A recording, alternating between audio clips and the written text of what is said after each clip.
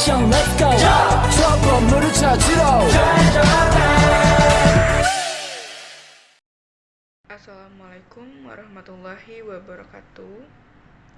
Introduce myself. My name is Reina Karisma Putri, NPM 22-11146, Class Management 22B. Here I will explain about uji men with NIU.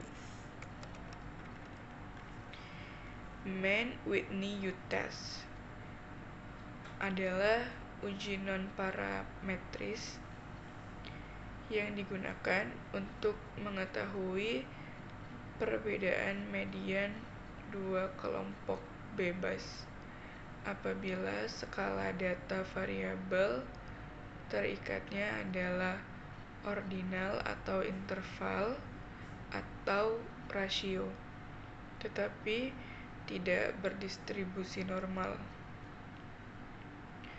Berdasarkan definisi di atas, uji men with NIU test mewajibkan data berskala ordinal, interval atau rasio.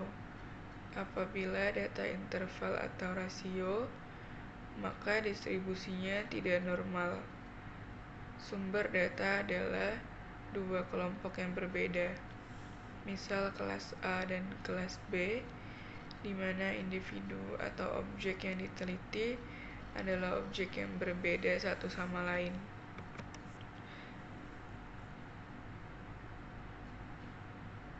Uji men with NIU disebut juga dengan Wilcoxon Rank Sum Test. Merupakan pilihan uji non-parametris apabila uji independen T atau tes tidak dapat dilakukan oleh karena asumsi normalitas tidak terpenuhi. Tetapi meskipun bentuk non-parametris dari uji independen T test, uji men with NIU test tidak menguji perbedaan mean atau rata dua kelompok seperti layaknya uji independen t-test, melainkan untuk menguji perbedaan median atau nilai tengah dua kelompok. Tetapi beberapa ahli tetap menyatakan bahwasanya uji men with NIU test tidak hanya menguji perbedaan median, melainkan juga menguji mean. Mengapa seperti itu? Karena dalam berbagai kasus, median kedua kelompok bisa saja sama, tetapi nilai p-value hasilnya kecil, yaitu kurang dari 0,05, yang berarti ada sebuah perbedaan. Penyebabnya adalah karena mean kedua kelompok tersebut berbeda secara nyata. Maka dapat disimpulkan bahwa uji ini bukan hanya menguji perbedaan median, melainkan juga perbedaan mean. Tujuan dari uji men with NIU berdasarkan pemahaman pendapat-pendapat, maka kesimpulannya itu adalah seseorang akan melakukan uji men with NIU test apabila menemui kasus, misal diketahui dengan jelas bahwa terdapat perbedaan median, bentuk dan sebaran data sama, tetapi tidak diketahui secara pasti apakah perbedaan median tersebut bermakna ataupun tidak. Untuk lebih jelasnya, kita bisa lihat gambar tersebut. Perhatikan dua histogram di atas, di mana bentuk lebar dan ketinggian keduanya sama, yang berarti bentuk dan sebaran data kedua kelompok itu sama, tetapi median keduanya itu berbeda. Lihat bawah histogram yang di atas lebih ke kanan daripada yang di bawah, yaitu dengan median 18, sedangkan yang di bawah dengan median 15. Maksud dari peneliti melakukan uji Mann-Whitney test adalah menguji apakah perbedaan median tersebut bermakna atau tidak. Bagaimana jika bentuk dan sebaran dari histogram tidak sama? Apakah masih bisa dilakukan uji ini? Jawabannya adalah iya. Tetapi, peneliti tidak lagi menguji perbedaan median dan mean, melainkan menguji perbedaan meannya saja. Sensitivitas Mann-Whitney test.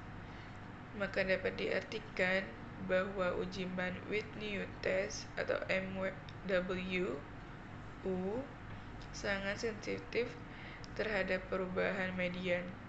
Sebagai pilihan lain adalah uji Kolmogorov, Smirnov, Z, KS kurang Z untuk uji 2 sampel bebas. Uji KS min Z ini berbeda dengan MWU, di mana KS min Z bukan hanya menguji perbedaan median dan mean, melainkan juga perbedaan varians. Maka oleh karena itu, jika asumsi homogenitas dalam uji MWU tidak terpenuhi, maka KS min Z dapat menjadi alternatif. Kelebihan dari uji KS min Z adalah tidak begitu sensitif pada median, melainkan sensitif pada mean dan varians. Mengapa MWU dan KS min Z berbeda? Jawabannya itu adalah karena keduanya bekerja dengan cara yang berbeda. MWU menguji perbedaan rata-rata peringkat sehingga menghasilkan nilai U yang kemudian dapat dikonversi menjadi nilai Z. Sedangkan uji KS min Z menguji perbedaan pada distribusi kumulatif. Oleh karena itu, sebelum kita memilih uji mana yang tepat, sebaiknya kita pahami lebih dahulu dalam kedua uji ini dan sesuaikan dengan hipotesis penelitian kita. Karena uji ini merupakan bentuk non-parametris dari uji independen t-test, maka varians keduanya haruslah sama. Asumsi Mann-Whitney berdasarkan uraian di atas, maka kita dapat simpulkan asumsi yang harus terpenuhi dalam Mann-Whitney test, yaitu yang pertama, skala data variabel terikat adalah ordinal, interval atau rasio. Apabila skala interval atau rasio, asumsi normalitas tidak terpenuhi. Yang kedua, data berasal dari 2 kelompok. Apabila data berasal dari 3 kelompok atau lebih, maka sebaiknya gunakan uji Kruskal-Wallis. Variabel independen satu dengan yang lainnya. Artinya data berasal dari kelompok yang berbeda atau tidak berpasangan. Yang keempat, varian kedua kelompok sama atau homogen. Karena distribusi tidak normal, maka uji homogenitas yang tepat dilakukan dengan uji Levens test, di mana uji Fisher-F diperuntukkan bila asumsi normalitas terpenuhi. Thank you everyone. Wassalamualaikum warahmatullahi wabarakatuh.